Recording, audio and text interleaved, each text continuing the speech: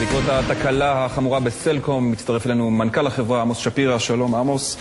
שלום לך. כמה לקוחות שלכם עדיין מנותקים מהשירות? תראה, מספיק לקוחות כדי שאני עדיין אגדיר את התקלה כתקלה בעייתית. אנחנו נמצאים במצב יותר טוב ממה שהיינו לפני כמה שעות מבחינת כמות הלקוחות, אבל עדיין אני חייב לומר שעדיין יש מספר לא מבוטל של לקוחות. מאות אלפים, מיליונים. זה לא הרבה מאות אלפים, אבל זה בסדר גודל הזה. זאת אומרת ובכלל אגב אני רוצה לומר, גם במהלך היום הרי זה לא היה כל הלקוחות, ובכוונה לא השתמשתי בביטויים האלה.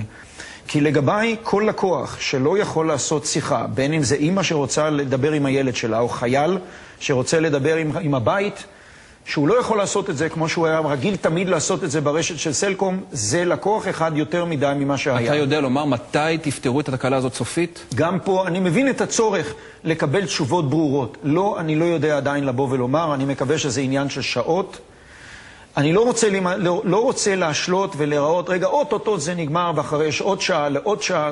אלה מערכות מורכבות, זאת מערכת של תוכנה, שבתוך ליבת הרשת, ששם יש תקלה, ואנחנו עובדים עם זה, גם כל המהנדסים שלנו יושבים היום, ואני עוד קבעתי היום הדלקת נר מאוחרת, ב10:30 עם כל ההנהלה של סלקום, אנחנו נחזור בחזרה לבניין. אתה יודע יפה מאוד שאני בעצמי לא רציתי לדבר עם התקשורת עד לפני שעתיים, כי התעסקתי אך ורק במטרה אחת, להחזיר את רמת השירות שלנו למה שהרקע לקוחות שלנו. וזה עדיין לא קרה כמו שאנחנו יודעים, לפחות לא לגבי כל הלקוחות. אתה יכול לפסול, לשלול בשלב הזה אפשרות שמדובר בחבלה זדונית? אני לא רוצה ליצור כותרת כזאת, כן? אני יכול לומר דבר אחד, ואין לנו ידיעה בוודאות.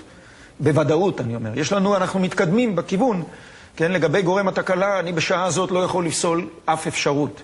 גם לא את האפשרות הזאת. זה לא אומר אבל, כן?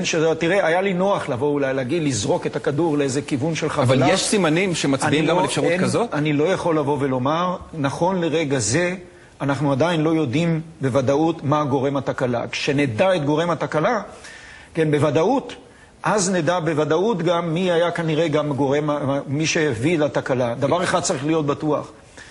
אנחנו בסופו של דבר נעלה על התקלה, וזה כנראה ייקח עניין של שעות, אבל נעלה על התקלה. הרשת שלנו היא אחת מהרשתות הטובות בעולם. אנחנו עובדים עם טובי המומחים, גם המהנדסים שלנו וגם עם טובי המומחים. ואין לי ספק שאנחנו בסוף נצא מהתקלה הזאת נחזור בחזרה לרמת השירות של הלקוחות שלנו. אתם מתכוונים לפצות את הלקוחות? אני יכול להגיד לך דבר אחד, נשאלתי שאלה הזאת, וגם אם יש לנו ביטוח, אם אין לנו ביטוח, אני לא עוסק בנושא הזה. אני יכול להגיד לך דבר אחד, מי שמכיר אותי, ולא מהיום אני עוסק בשירות, שירות הלקוחות והשקיפות להגיד להם את האמת כל הזמן, ואתה ראית, אני לא נגררתי לספר איזה שהם סיפורים, לקחנו ואמרנו, זו תקלה. מי שהמציא אגב את הביטוי תקלה חמורה, זה אני.